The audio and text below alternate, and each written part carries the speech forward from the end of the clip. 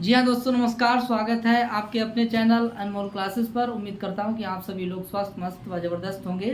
साथियों, माँ शारदे को नमन करते हुए हम लोग अपनी क्लास को करते हैं स्टार्ट। साथियों, ये जो श्लोक आप लोग देख ही रहे होंगे कि सील सबका आभूषण है, ठीक है। तो एक प्रश्न तो परीक्षा में बना देता है कि भैया सबका आभूषण क्या है, यानी सभी मनुष्यों का आभूषण क्या है, बोले सील, ठीक है। अब सूक्ति की दृष्टि से देखा जाता है तो यहाँ से एक प्रश्न आ जाता है कि अगर सूक्ति पूछी जाएगी तो इस लाइन से सूक्ति आ जाएगी।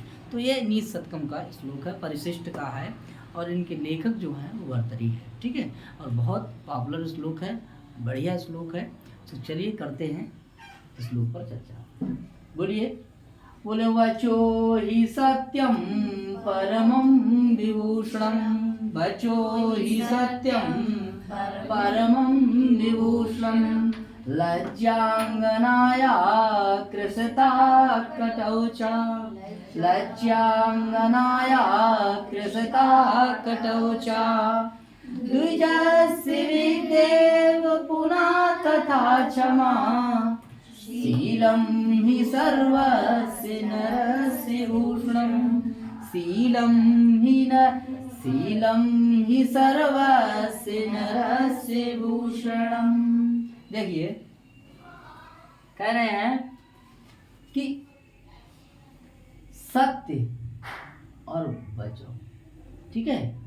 बोले परमम विभूषणम, यानी कह रहे हैं कि वाणी का आभूषण जो होता है वो सत्य से जानी जाती है, यानी कि आपके मुख में, आपकी वाणी में सच्चाई हो, सत्य वचन हो, ठीक है। तो आपकी वाणी का आभूषण क्या है, बोले सत्य। और बोले परमम विभूषणम, परम आभूषण है, यानी पूछा जाता है कि वाणी का आभूषण क्या है, तो आप क्या जवाब लगाएंगे, सत्य या असत्य? सत्य। यानी वाणी का आभूषण क्या होता है, सत्य होता है, ठीक है। वचो ही सत्यम परमं विभूषणं, वाणी का आभूषण सत्य होता है। वाणी का आभूषण क्या होता है, सत्य। अगर आपकी वाणी में असत्य है, आप अगर झूठ बोलते हैं तो वाणी का आभूषण नहीं है। और वाणी का आभूषण तभी है जब आपके मुख से निकलने वाली जो ध्वनियां हैं, जो शब्द है, उनमें सच्चाई हो। क्या हो, सच्चाई हो, वही आपका क्या है, वाणी का आभूषण क्या होता है, सत्य होता है। समझ में आया? आगे बात करते हैं। बोले देखिए, अंगनाया, अंगना माने होती कौन सी, स्त्री। स्त्रियों का आभूषण क्या होता है, स्त्रियों का आभूषण होता है क्या, घूंघट की आड़ में, ठीक है। तो ये क्या है, ये आभूषण है, लज्जा है, लाज है। घूंघट की आड़ में, घूंघट की आड़ में दिलवर का, तो ये आभूषण किसका है, स्त्रियों का आभूषण क्या होता है, लज्जा होता है। क्या होता है, लज्जा होता है। बोलो भैया, सही करें, ठीक है। और बोले कटौ, कटौ माने क्या होती है, कमर। कटौ माने क्या है, कमर। कमर का कैसा होना, पतली होना, यानी पतली कमर होना, ये है किसका आभूषण, बोले स्त्री। यानी स्त्री की तो कमर की बात कर रहे हैं, तो स्त्री का लज्जा होना आभूषण है। स्त्री का लज्जा आना, नहीं लजा जाना, क्या है उसका आभूषण है। समझ में आया? हाँ, जो लजाती नहीं है तो वो आभूषण है क्या, ठीक है। तो स्त्री का आभूषण क्या बताया गया है, लज्जा बताया गया। और देखिए, ये बता भी रहे हैं इसीलिए क्योंकि भैया जिसने लिखा है वो कौन है, भर्तृहरि है। उनकी तो चली गई है, इसीलिए उनके दुख और दर्द हैं जी। समझ रहे बात आप, ठीक है। दुख और दर्द है, क्या है, दुख और दर्द है। बोला करो भाई, क्या है, दुख और दर्द। तो वो कह रहे हैं कि देखिए, स्त्री का आभूषण क्या हो, लज्जा करना। और स्त्री का आभूषण क्या, स्त्री की कमर कैसी होना, बोले आदमी की कमर की बात नहीं है यहाँ पर, स्त्रियों की कमर की बात है। तो देखिए, कमर का क्या होना, इसीलिए चा लगा दिया कि बात अभी बात अभी कैसी है, बाकी है। यानी कि एक स्त्री का आभूषण का लज्जा है, दूसरा क्या है, बोले उसकी कमर कैसी होनी चाहिए। बोलो भैया, समझ में आया? आगे देखेंगे। अब देखिए, बोले द्विज माने क्या है, द्विज माने होता है ब्राह्मण, जिसके 2 बार जन्म हो वो क्या कहलाता है, द्विज। द्विज माने ब्राह्मण का, बोले उसका आभूषण होता है क्या, विद्या से क्या हो जाए, शोभायमान हो, उसकी मतलब जो है उसकी चमक होती है विद्या से, यानी ब्राह्मण की चमक विद्या से होती है, ठीक है।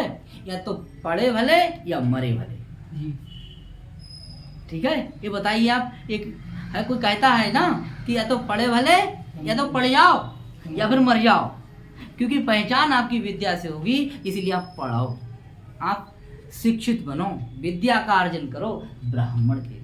ठीक है, समझ में आया? कायस्थ का बच्चा कहता, कायस्थ वो कहते हैं ना, यही तो है ना, कायस्थ कहते हैं कि या तो पढ़े भले या मरे भले, या तो मर जाओ ना पढ़ जाओ। समझ आया? तो आप नहीं बता पाए तो हम तो बताना पड़ेगा हमारे लिए कि भाई कौन कहता है, किसके समाज में कही जाती है ये बात? हाँ, क्या कहते हैं?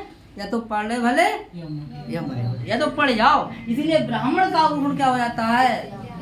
विद्या। विद्या अर्जन करो आप, क्योंकि विद्या से पहचान होगी। जो मूर्ख है, जो पढ़ता नहीं है, लिखता नहीं है, उसकी कोई पहचान है? आप अगर पढ़ लिखे हैं तभी आपके 4, 6, 16, 18, 20 दोस्त हैं, बोलो ना, लेकिन अनपढ़ों का कोई दोस्त ज़्यादा नहीं होंगे। मान लीजिए आप यहाँ पढ़ रहे हैं, कल आप JNU पढ़ने चले गए, BHU पढ़ने चले गए, जहाँ पढ़ने जाएंगे आप वहाँ आपको 50 दोस्त मिलेंगे। ठीक है, B.Ed करने के दौरान, BTC करने के दौरान, बोलो ना, MA करने के दौरान, तो तमाम दोस्त बनते रहते हैं। यानी दोस्तों की भी श्रृंखला विद्या ही बढ़ाती है। बोलो भैया, इसीलिए आप विद्या का अर्जन करो। इसीलिए कहा है कि द्विजस्य, यानी ब्राह्मणों का जो अगर आभूषण है तो वो क्या है? विद्या।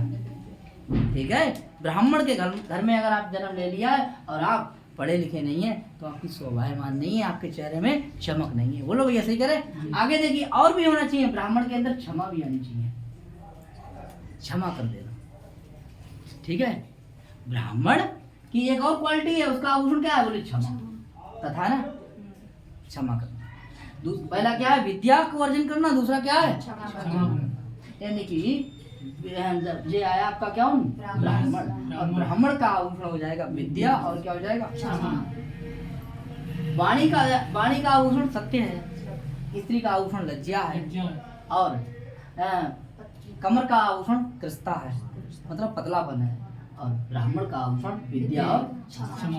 अब कहना पड़ा वर्तनी के लिए, बोले देखिए, नरस्य माने सभी मनुष्यों का, सभी मनुष्यों का, सर्वस्व मनुष्य, यानी सर्वस्व में षष्ठी और नरस्य में षष्ठी, यानी सभी मनुष्यों का, सभी जो पृथ्वी पर रहने वाले जितने लोग हैं, उन सब मनुष्यों का बोले आभूषण है, भूषणम है, बोले क्या है? सीलम।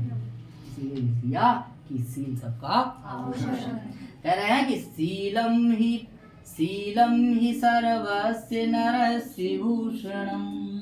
सील सबका, यानी सभी मनुष्यों का आभूषण क्या है? सील। क्या है? सील। तो समझ में आया? एक बार फिर से वाचन करेंगे। बोले वचो ही सत्यम परमं विभूषणं लज्जांगनाया कृसता कटौचा द्विजस्य विदेव पुनः तथा क्षमा शीलं हि सर्वस्य नरस्य भूषणम्। ये देखिए, ये उपजाति छंद है। कौन छंद है? जहाँ इंद्र वज्रा और उपेंद्र वज्रा मिल जाते हैं तो उपजाति छंद हो जाता है।